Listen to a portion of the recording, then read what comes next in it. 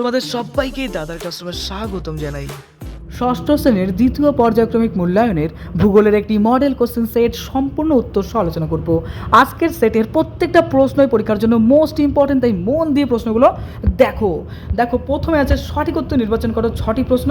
6 নম্বর, 1 বায়ুমণ্ডলের কোন স্তরে জেট প্লেন চলাচল করে? অপশনে দেখো আছে ট্রপোস্ফিয়ার, স্ট্র্যাটোস্ফিয়ার, এক্সোস্ফিয়ার। এর মধ্যে সঠিক উত্তরটি হবে স্ট্র্যাটোস্ফিয়ার। তার সাধারণত ট্রপোস্ফিয়ারে কী হয়, বায়ুমণ্ডলে বিভিন্ন উপাদান থাকা, এখানে কি ঝড়, বজ্রবিদ্যুৎ ইত্যাদি প্রাকৃতিক ঘটনাগুলো ঘটে, যে কারণে ট্রপোস্ফিয়ারকে বলা হয় ঝড় ঝঞ্ঝার স্তর। আর এই স্ট্র্যাটোস্ফিয়ারে এই সমস্ত উপাদানগুলো কম থাকে বা না থাকার মতোই বললে চলে, যে কারণে ওই ক্ষেত্রে অর্থাৎ স্ট্র্যাটোস্ফিয়ারে কোনো রকম কিন্তু ঝড় ঝঞ্ঝা, বিদ্যুৎ ইত্যাদি ঘটনাগুলো হয় না, বজ্রবিদ্যুৎ ঘটে না, যে কারণে ওই মণ্ডলকে বলা হয় শান্ত মণ্ডল। এই কারণেই সাধারণত জেট প্লেন ওই স্তরতে চলাচল করে। একদম ডিটেল অ্যানালিসিস করবো। হ্যাঁ, নেক্সট দেখো, পৃথিবীর ক্ষুদ্রতম মহাদেশটির নাম হলো এশিয়া, উত্তর আমেরিকা, ওশানিয়া। পৃথিবীর সব থেকে ছোট মহাদেশের নাম হচ্ছে কি ওশানিয়া। নেক্সট প্রশ্ন, 1-3, গুজরাটের গির অরণ্য বিখ্যাত কোন প্রাণীর জন্য? গন্ডার, কুমির, সিংহ। গুজরাটের গির অরণ্য বিখ্যাত কিসের জন্য বলতো? সিংহের জন্য।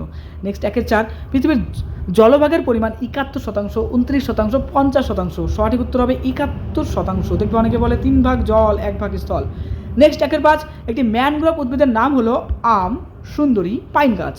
এর মধ্যে একটি ম্যানগ্রোভ উদ্ভিদের নাম কী হবে? সুন্দরী, এমনকি গরান, গেও, হেতলা বললেও হবে।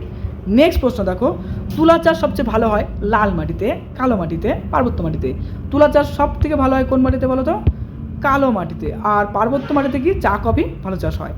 চলে আসি নেক্সট প্রশ্নতে, বায়ুর গতিবেগ মাপা হয় কোন যন্ত্র দিয়ে? আমরা বলবো বায়ুর গতিবেগ মাপা হয় অ্যানোমিটার যন্ত্র দিয়ে। পৃথিবীর দীর্ঘতম হিমবাহের নাম কি? পৃথিবীর দীর্ঘতম হিমবাহের নাম হচ্ছে কি ল্যামার্ট হিমবাহ। নেক্সট প্রশ্ন, আন্টার্কটিকার জীবন্ত আগ্নেয়গিরির নাম কি? আন্টার্কটিকার জীবন্ত আগ্নেয়গিরির নাম হচ্ছে মাউন্ট এরেবাস। নেক্সট প্রশ্ন, ভাঙর বলতে কি বোঝো? অনুর্বর প্রাচীন পলিমাটিকে বলা হয় ভাঙর, অর্থাৎ যে মাটিগুলো অনুর্বর এবং দীর্ঘদিন পুরাতন অর্থাৎ প্রাচীন পলিমাটি, তাকে বলবো হচ্ছে কি ভাঙর। নেক্সট প্রশ্ন, পৃথিবীকে নীল গ্রহ বলা হয় কেন? যেহেতু পৃথিবীর কি বেশিরভাগ স্থানটা কি জলে ভরা, তাই মহাকাশ থেকে পৃথিবীকে দেখলে নীল কালারের দেখা যায়। চলো আমরা বইয়ের প্রশ্নটা পড়ি।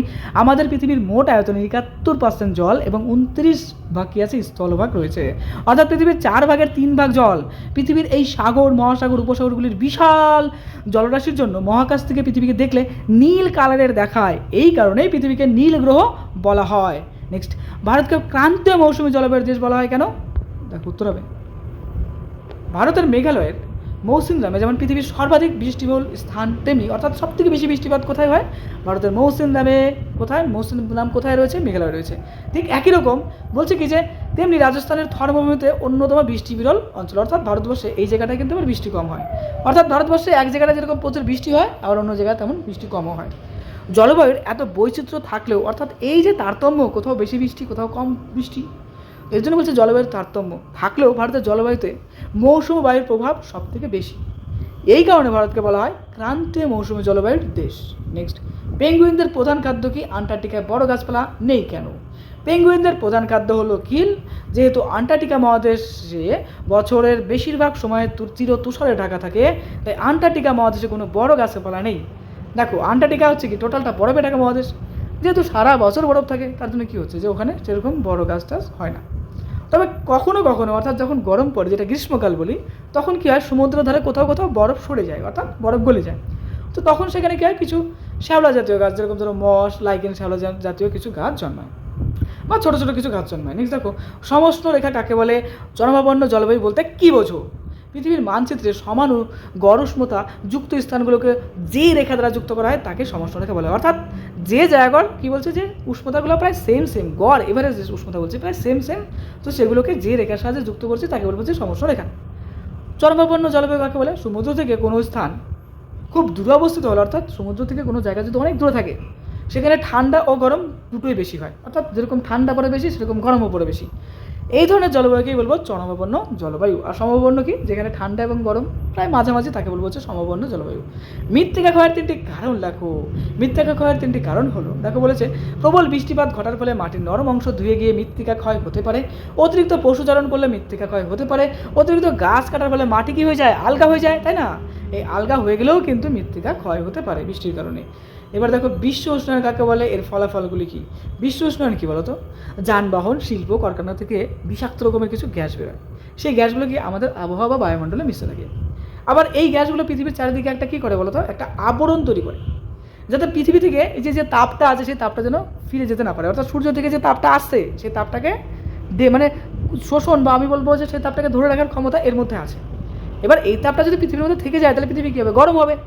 তো তাই বলছে যে দিনের পর দিন এই তাপ পৃথিবীর উষ্ণতাকে বাড়িয়ে দিচ্ছে, একেই বিশ্ব উষ্ণায়ন বলবো বা উষ্ণায়ন বলবো। দেখো বলছে যে এর ফলে কী হতে পারে, মেরু অঞ্চলের বরফ গলে গিয়ে সমুদ্র জলস্তরের উচ্চতা বেড়ে চলেছে। তার কারণ হচ্ছে, দেখো তুমি যদি একটা বরফ কেনো বা একটা আইসক্রিম কেনো, সেটাকে যদি তুমি ধরো গরমের মধ্যে রোডের মধ্যে বা বাড়ির কোনো ছাদের মধ্যে রেখে দিলে প্রচণ্ড গরমে সেটা কি গলে যায়। ঠিক একই রকম আমাদের মেরুদেশে অর্থাৎ সুমেরু কুমেরু যে অঞ্চলগুলো আর রয়েছে আন্টার্কটিকা, সেখানে প্রচুর বরফ রয়েছে। তো প্রচণ্ড গরম বললে কী হবে, সেই বরফগুলো গলে যাবে, তাই কি না? এই জলগুলো এই বরফগুলো যদি গলে যায় তাহলে প্রচুর জল উৎপন্ন হবে। এই জলের ফলে কী হবে, অবশ্যই সমুদ্র জল রাশিগুলো ধীরে ধীরে ধীরে ধীরে বাড়বে। বাস এটাই বলছে। তারপরে দেখো বলছে বিশ্ব উষ্ণায়নের ফলে প্রবল বন্যা হতে পারে, তীব্র খরা হতে পারে, বিধ্বংসী ঝড় হতে পারে, মরুভূমির পরিমাণ বাড়বে অর্থাৎ মরুভূমির প্রসার ঘটবে, তাপপ্রবাহ এমনকি শস্য থেকে দুর্ভিক্ষ মহামারী পর্যন্ত হতে পারে। নেক্সট, সমপন্ন জলবায়ু কাকে বলে? মৌসুমী বায়ুর বৈশিষ্ট্যগুলো লেখো। বলবো দেখো, সমভাবাপন্ন জলবায়ু সমুদ্রের কাছাকাছি অঞ্চলে সমুদ্রের প্রভাবে সারা বছরই মাঝারি রকমের তাপমাত্রা থাকে, একেই সমভাবাপন্ন জলবায়ু বলে। অর্থাৎ সেখানে না গরম না ঠান্ডা একটা আবহাওয়া বিচরণ করে, এর জন্য সেই অঞ্চলগুলো আমরা বলবো সমভাবাপন্ন জলবায়ু। এবার যদি মৌসুমী বায়ুর আমরা বৈশিষ্ট্য ব্যাখ্যা করবো। গোটা দেশে মৌসুমী বৃষ্টির অসম বন্টন, মৌসুমী বায়ুর খামখেয়ালির জন্য কোথাও বন্যা আবার কোথাও খরা হয়। অক্টোবর মাসে তামিলনাড়ু রাজ্যের করমণ্ডল উপকূলে বছরে 2 বার বৃষ্টিপাত ঘটে। ভারতের কৃষিকাজ আর অর্থনীতি অনেকটাই মৌসুমী বায়ুর উপর নির্ভরশীল। পরীক্ষার জন্য তোমাকে জানাই বেস্ট অফ লাক, খুব ভালো থেকো।